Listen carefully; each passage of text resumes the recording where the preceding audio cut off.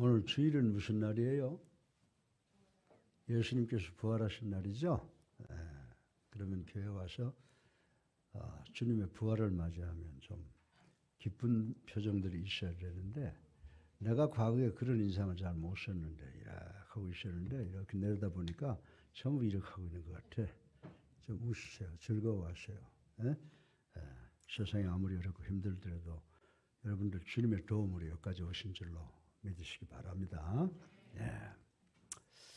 오늘 사실은 성경 말씀 여기 다 올리세요. 잠언 2장 1절부터 6절까지, 에레미야 21장 8절부터 10절까지, 신약교회에서 요한복음 10장 1절부터 6절까지. 이 말을 다 지금 적용해서 말씀을 드리는 건데 한 군데만 올리지 마시고 다 올리시길 바랍니다.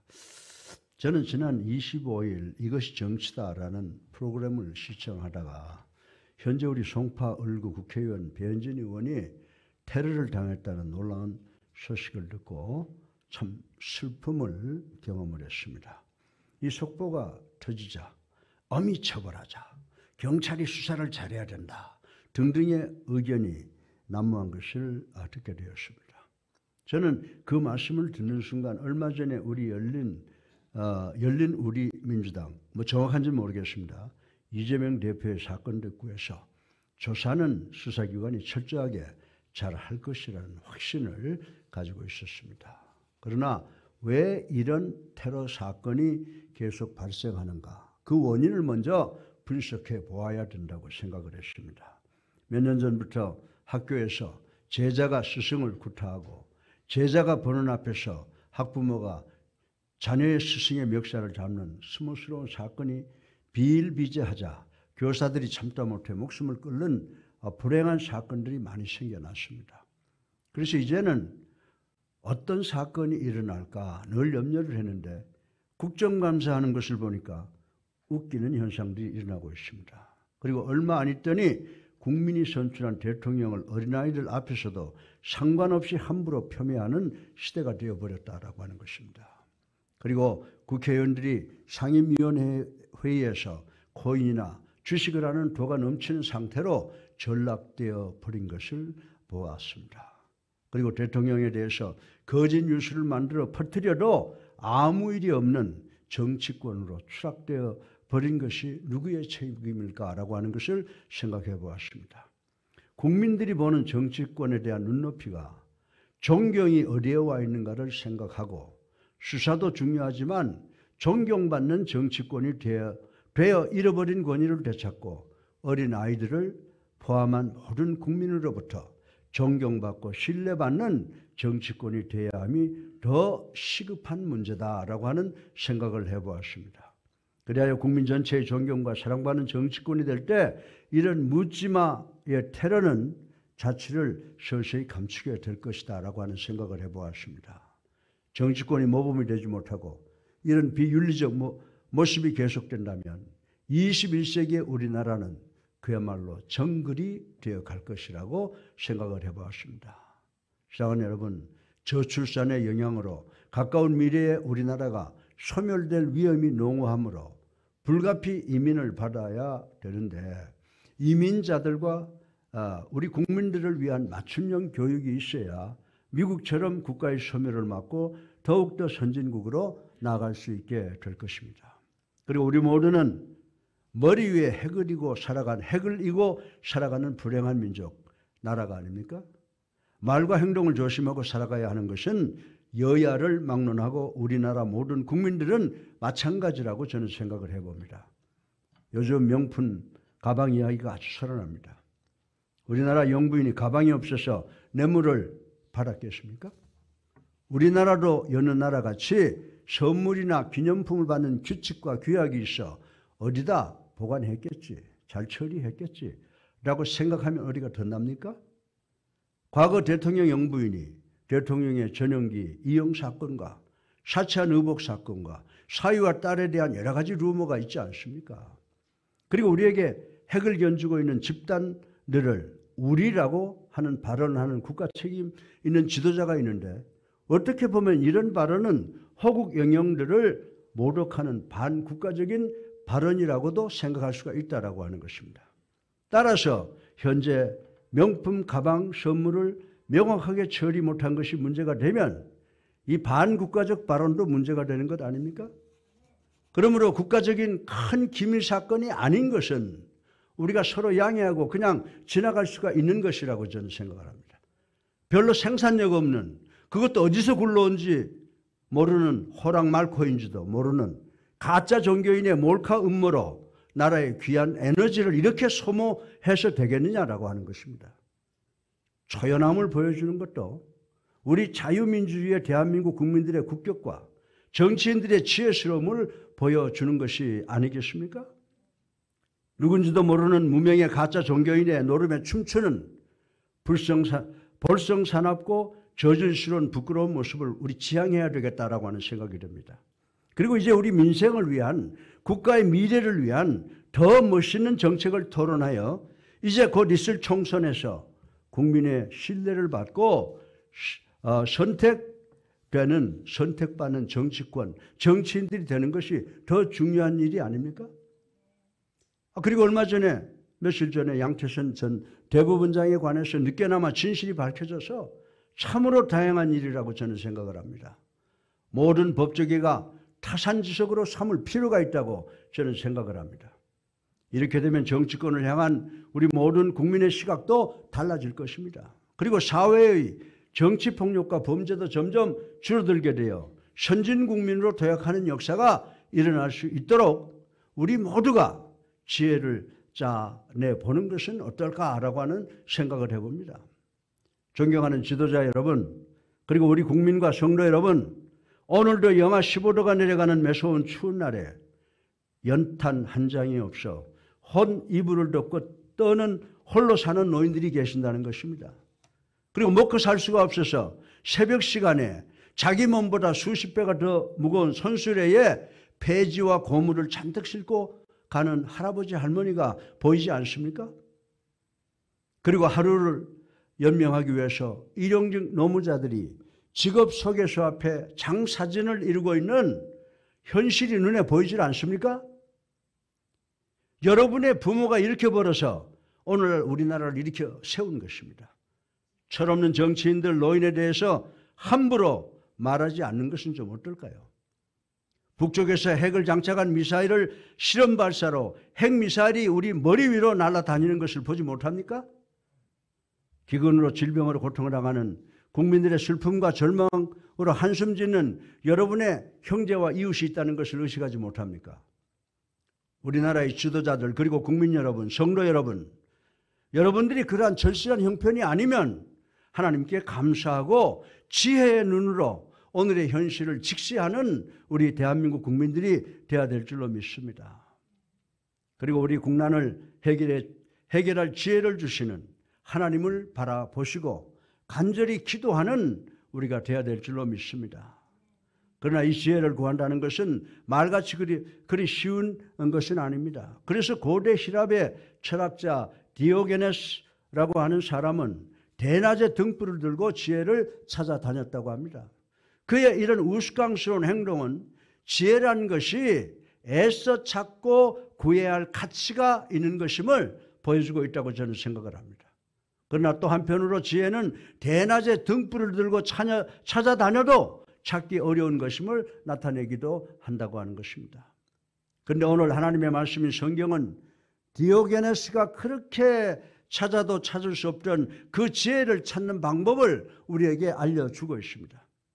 잠언 2장 1절로부터 7절에 보면 지혜를 얻으려면 먼저 하나님의 말씀을 들어야 한다고 기록을 하고 있고, 하나님의 말씀은 멀리 있는 것도 아니고 또 어떤 특별한 신비적인 체험을 해야 되는 것도 아니라고 밝히고 있습니다.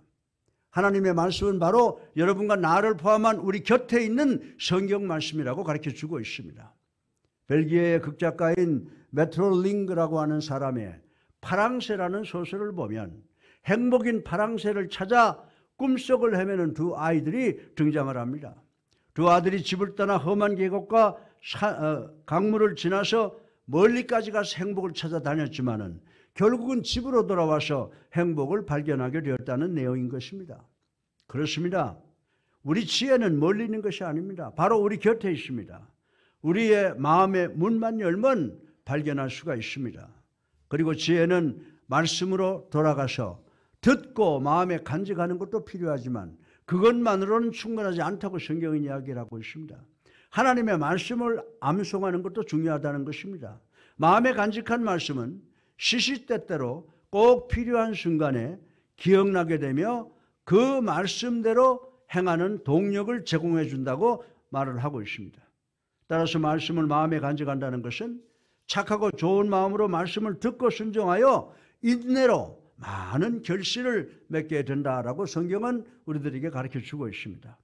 그런데 중요한 것은 기독교의 진리가 다른 종교와 다르며 비교할 수 없이 탁월한 것은 내적 깨달음과 통찰력에서 그치는 관련적인 것이 아니라 그리스도의 부활과 그 능력으로 인하여 하나님의 사랑을 덧입고 이 땅에 하나님의 나라를 이룩하는 변혁의 능력이 있다는 것을 인식해야 되는 줄로 믿으시기를 주님의 이름으로 축원합니다. 또한 이 지혜는 보물을 찾는 것처럼 구해야 한다고 그랬습니다. 우리 인간들은 은이나 금 같은 보물, 좀이 쓸고 동력이 생길 이 세상의 보화를 찾는데도 그렇게 열심일진데 하나님의 영생의 보물인 지혜를 찾고자 하는 자의 태도야 두말할 나위가 없을 것이라고 말씀을 드릴 수가 있습니다. 그러므로 여호와를 만날 만한 때에 찾으며 가까이 계실 때 하나님을 불러야 되는 줄로 믿으시기 바랍니다. 하나님은 당신을 찾는 자에게 만난 바 되시고 당신을 사랑하는 자가 당신의 사랑을 입으리라고 약속해 주셨다고 하는 것입니다. 사랑하는 성도 여러분, 그러나 아무리 가치가 있는 것도 돼지에게 던져준다면 무슨 소용이 있겠습니까?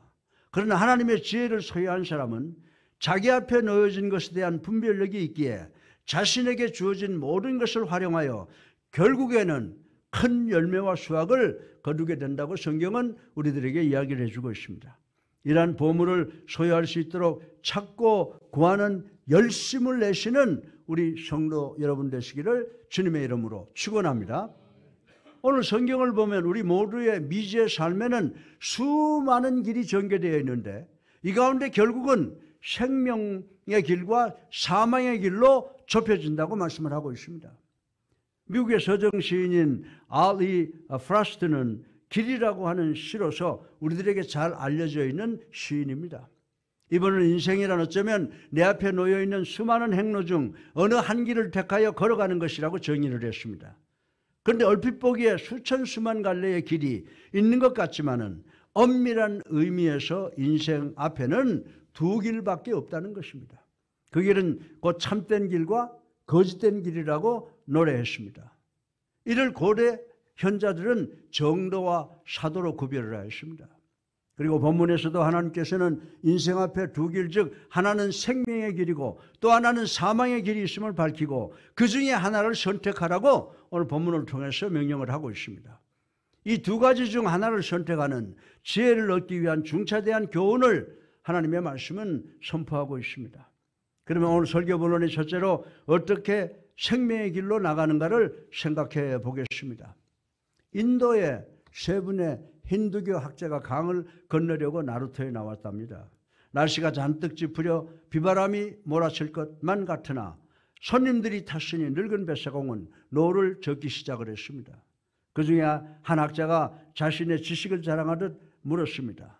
노인 뱃사공, 천문학에 대해서 좀 아는 것이 있습니까? 라고 질문을 했습니다. 그때 뱃사공은 나는 평생 노만 저었기 때문에 그런 고급 지식은 모릅니다 라고 답변을 했습니다. 학자는 당신 인생을 헛살았구려라고 대답을 했습니다. 조금 있다가 다른 학자도 노인을 비웃는 듯 물었습니다.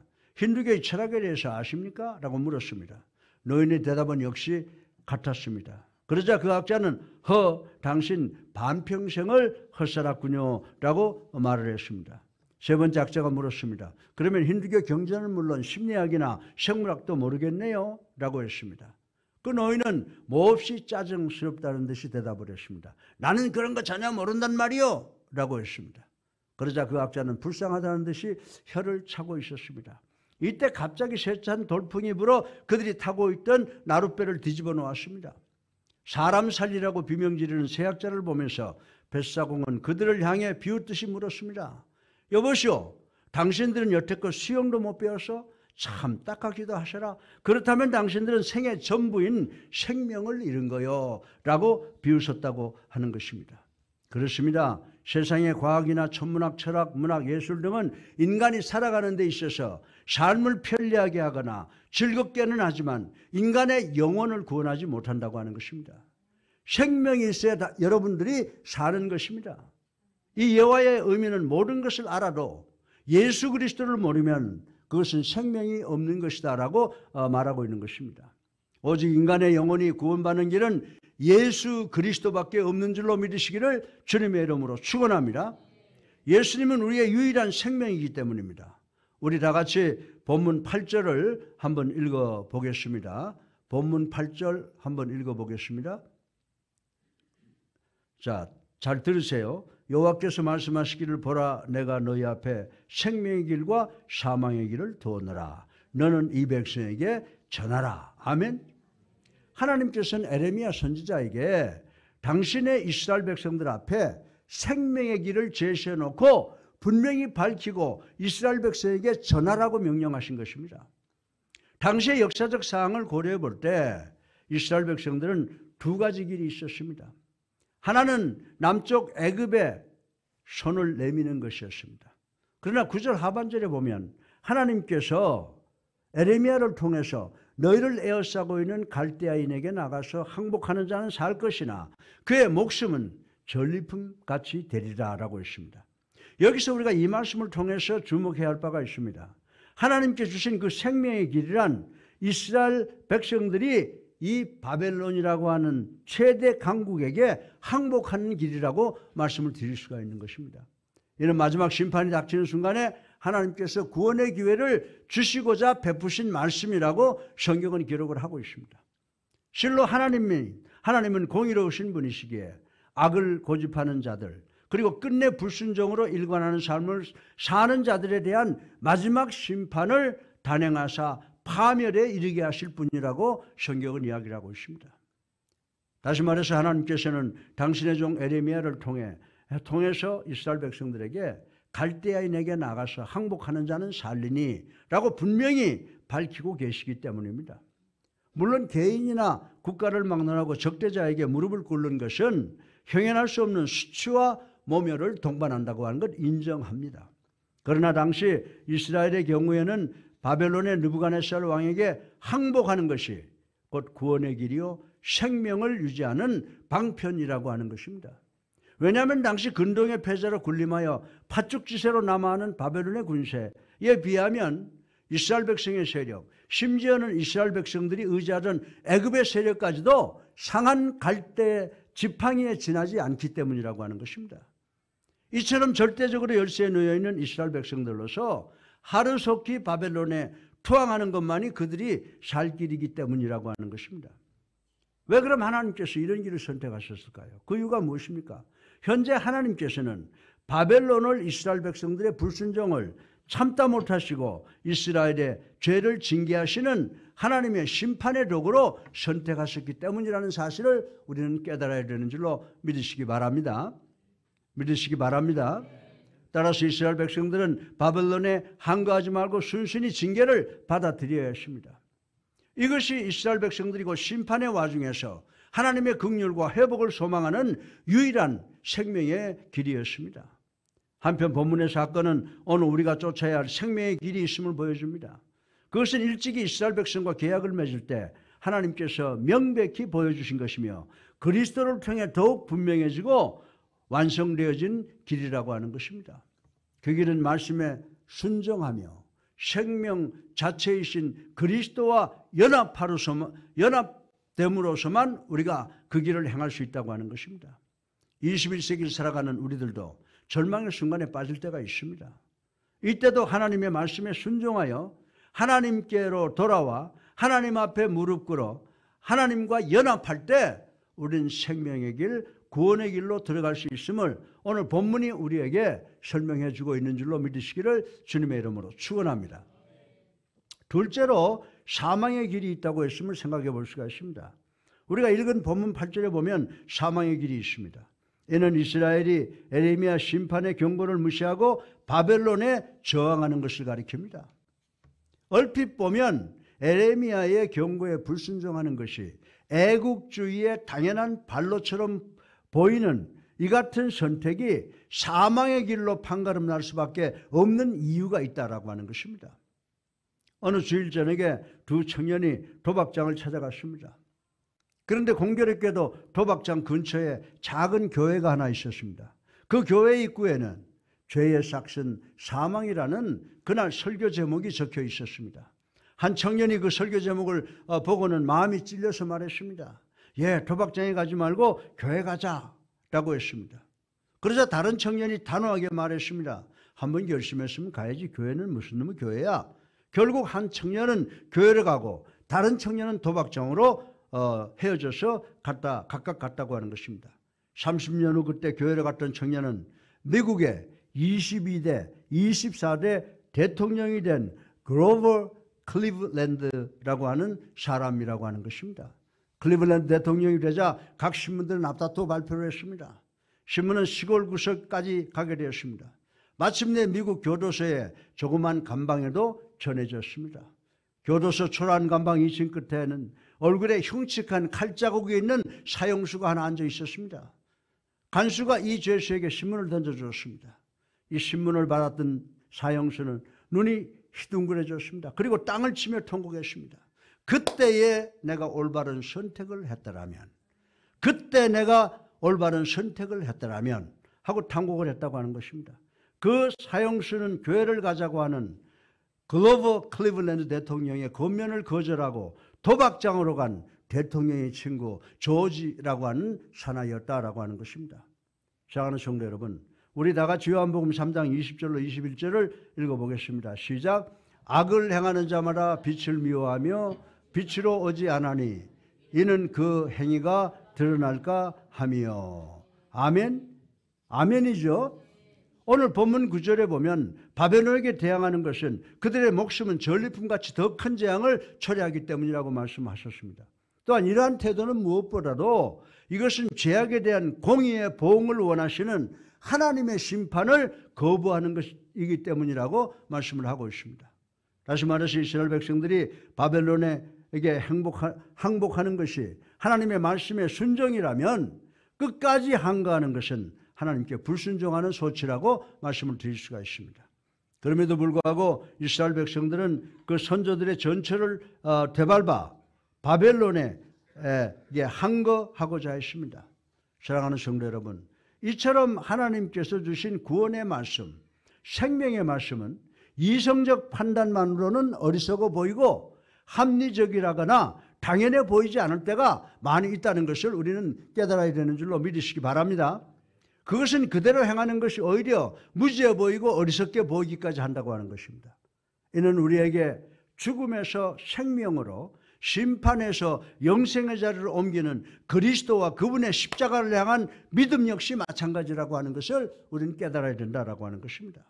21세기 살아가는 우리들도 이와 동일한 범과를 저지를 수 있습니다.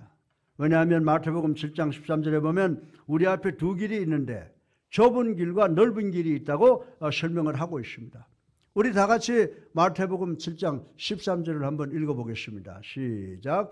좁은 문으로 들어가라. 멸망으로 인도하는 문은 크고 그 길이 넓어 그리로 들어가는 자가 많고 생명으로 인도하는 문은 좁고 길이 협착하여 찾는 자가 적음이니라. 아멘. 이 말씀의 의미는요, 넓은 길은 문이 크고 길이 넓어 찾는 이가 많지만은 그러나 그 길 어디엔가는 사망의 함정들이 놓여 있다는 그 말씀인 줄로 믿으시기 바랍니다. 그 길은 사망의 길인데 본문의 사건에서 보듯이 이 길은 지극히 근시안적인 목적의 계획만 치우친 길이요 말씀에서 이탈된 길이라고 하는 것을 우리는 알아야 된다라고 하는 것입니다. 또한 우리 앞에 보여지는 모든 것은 겉으로는 양의 모습으로 나오나 그 속에는 우리 성도의 영혼을 노략질하는 독을 가득히 품고 있는 일인 것임을 잊지 말아야 한다고 하는 것입니다. 우리 모두는 하나님의 말씀에 절대 순종할 때 하나님의 위대한 능력의 손에 의해서 사망의 길에서 생명의 길, 구원의 길로 인도될 수 있음을 명심하시고 하나님의 말씀을 늘 가까이 하고 묵상하고 말씀에 순종하려고 노력하는 우리 모두가 되시기를 주님의 이름으로 축원합니다. 셋째로 마지막으로 우리들이 이 두 길 중에 생명의 길을 선택하면은 반드시 이 지혜가 필요함을 생각을 해보겠습니다. 사망으로부터 생명의 길을 선택하여 나가기 위해서는 지혜가 없이는 불가능하다라고 하는 것입니다. 우리 다 같이 잠언 1장 7절을 읽어보겠습니다. 시작. 여호와를 경외하는 것이 지식의 근본이거늘 미련한 자는 지혜와 훈계를 멸시하느니라. 아멘. 예. 여러분들 영국의 국왕 윌리엄 4세가 죽던 날 밤 궁중에서 한 처녀가 여왕으로 추대가 되었습니다. 그녀가 바로 우리가 잘 아는 빅토리아 여왕입니다. 이분은 무려 40년간 왕위에 재위하였습니다. 영국의 번영은 이 빅토리아 여왕 때 성취된 것입니다. 여러분들 영국의 국기가 뭐라고 불리는 줄 아세요? 유니언 잭이라고 하는데 이 영국의 국기는 유니언 잭 아래 해가 지지 않았던 때도 이 빅토리아 여왕 재위 시절에 이루어졌다라고 하는 것입니다. 일찍이 인류의 역사상 빅토리아 여왕만큼 위대한 왕도 드물다고 기록을 하고 있습니다. 그런데 그녀는 자신이 왕이 되었다는 소식을 듣자 즉시 무릎을 꿇고 성경을 폈습니다. 잠시도 자신의 품에서 떠나지 않았던 성경을 놓고 기도를 했습니다. 주여, 내가 여왕이 되면 하나님의 말씀대로 생각하게 하옵소서, 말씀대로 순종하게 하옵소서, 그리고 말씀대로 정치하게 하소서라고 기도했다고 하는 것입니다. 빅토리아 여왕은 모든 것을 하나님의 말씀이 주는 지혜로, 모든 문제를 하나님이 주는 말씀으로 해결하고 기도로 정치했다고 하는 기록이 지금 남아 있습니다. 하루는 인도의 왕자 한 사람이 빅토리아 여왕을 찾아와서 이렇게 물었습니다. 이렇게 정치를 잘하는 비결이 무엇입니까? 라고 물었습니다. 빅토리아 여왕은 성경을 펴들고 힘주어 말했습니다. 바로 이것입니다. 성경은 지혜입니다. 성경은 힘입니다. 성경은 말씀이요 영이요 생명입니다.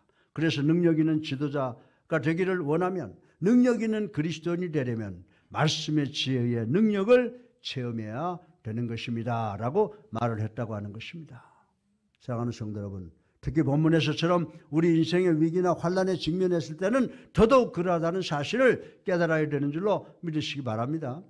왜냐하면 곤경에 처하면 누구나 당면한 위기를 일거에 타게 해줄 어떤 묘책을 구하려 들거나 단순한 위로의 말을 듣고자 하거나 그것도 아니면 아예 그 상황에 주저앉아 버리고 말기 때문이라고 말씀을 드릴 수가 있습니다. 에레미야 28장 1절부터 11절에 이 같은 인간의 속성은 개인과 가정과 직장과 사업 그리고 국가의 위경 앞에서 거짓 평안을 전파한 선지자들에게 현혹된 당시 본문에 이스라엘 백성을 통한 나타난 모습이 21세기를 살아가는 우리에게도 적나라하게 나타난다고 지금 성경은 이야기를 하고 있습니다. 그러므로 우리 모두에게 필요한 것은 선악을 분별할 줄 아는 신령한 지혜인 줄로 믿으시기를 주님의 이름으로 축원합니다.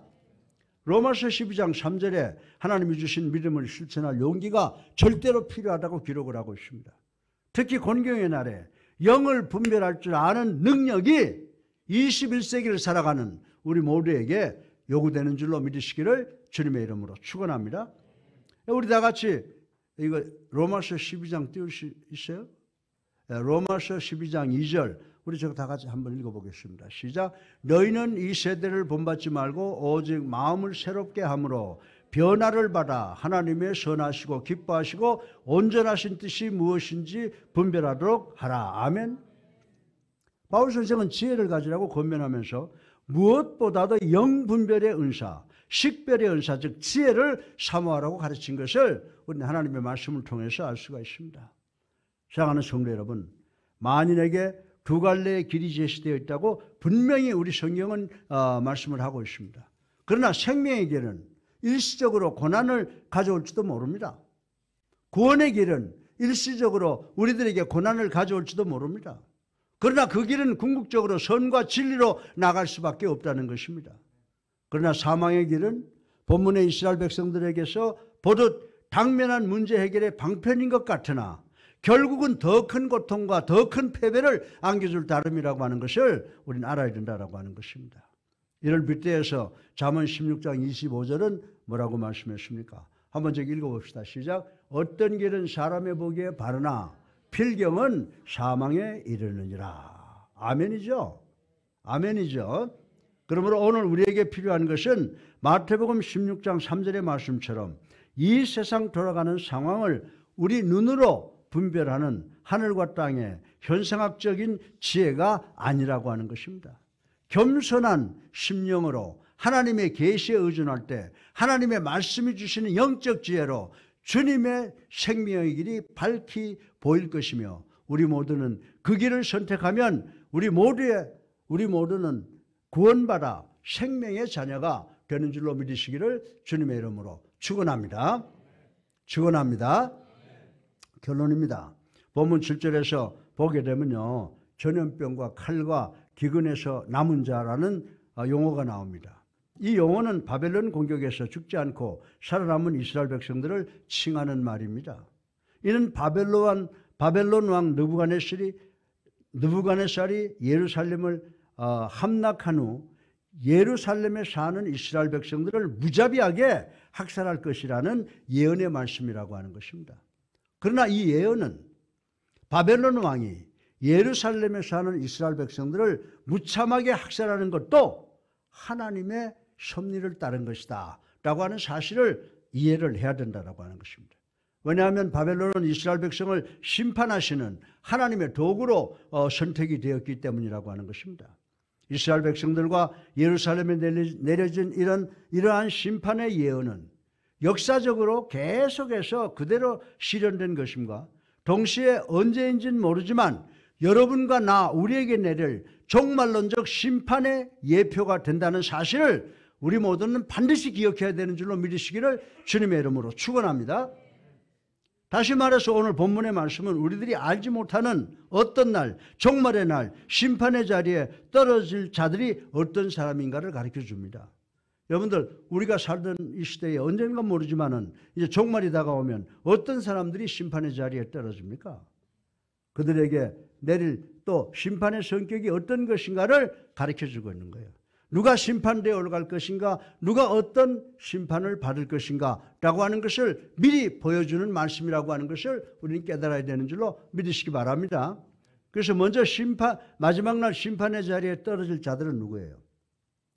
먼저 마지막 날 심판의 자리에 떨어질 자들은 하나님께서 주시는 구원의 기회를 붙잡지 아니하는 자들이라고 하는 것입니다. 아멘이죠.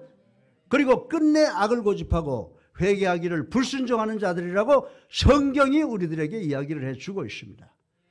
더 나아가서 그들에게 임할 심판은 한 점의 긍휼도 자비도 남기지 않는 피할 수 없는 절대절명의 무서운 심판이라고 오늘 본문은 우리들에게 이야기를 해주고 있습니다. 사랑하는 성도 여러분, 그러므로 우리는 하나님의 자비와 긍휼 그리고 그것이 끝날 때 이루어질 심판을 상대하며 두렵고 떨림으로 하나님을 경외하고 하나님의 도를 지키는 삶을 삶으로 구원받아 생명의 길을 걸어가시는 여러분 되시기를 주님의 이름으로 축원합니다. 진실로 주어지는 삶의 순간마다 하나님의 말씀의 지혜를 통하여 죄악이 아닌 선을 택해야 될 것이다 라고 하는 것입니다. 아울러 우리의 약함으로 인해 죄 가운데 빠질 경우에는 신속하게 진심으로 전심으로 회개함으로 우리의 마음과 삶을 새롭게 다짐해야 되는 줄로 믿으시기를 주님의 이름으로 축원합니다. 진실로 우리 성도들에게 주어진 순간순간은 사도 바울이 선포한 것처럼 우리 모두는 오늘이 은혜 받을 때이며 구원의 유일한 기회임이라고 하는 사실을 잊지 않는 우리가 되기를 주님의 이름으로 축원합니다. 이를 간과하고 끝까지 하나님의 사랑과 긍휼을 멸시하는 삶을 산다면, 그리고 하나님의 은혜를 대적하는 삶을 산다면 한 방울의 사랑도 긍휼도 은혜도 남겨져 있지 않는 냉정하고 무서운 심판의 자리로 떨어지게 될 것이다 라고 하는 것입니다. 그야말로 그 누구도 감당 못할 전전능하신 하나님의 진노와 절대 공의에 근거한 파멸의 형벌만 남아있을 뿐임을 명심하셔서 생명의 길로 한다 하시는 안내자 예수 그리스도를 선택하는 지혜스러운 성도님들 되시기를 주님의 이름으로 축원합니다. 축원합니다. 그리고 하나님이 주신 이 지혜로 우리나라를, 여러분과 내가 살고 있는 우리가 사랑하는 이 우리의 조국을 상식과 공의와 정직이 하수같이 흐르게 되어 기쁨과 평안과 행복하게 사는 나라가 되므로 우리 모두가 하나님께 영광 돌리는 대한민국 백성들 되시기를 주님의 이름으로 축원합니다.